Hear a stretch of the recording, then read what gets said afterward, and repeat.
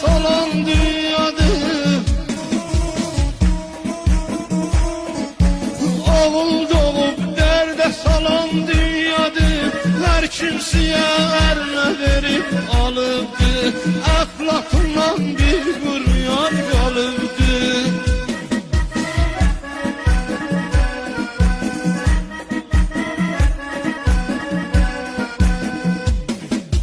Heydər baba yolun səndən kəc oldu.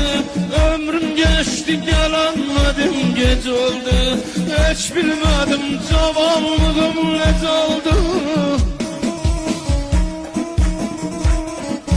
Heç bilmədim cavanlığım necə oldu. Bilməz idik döngələr var.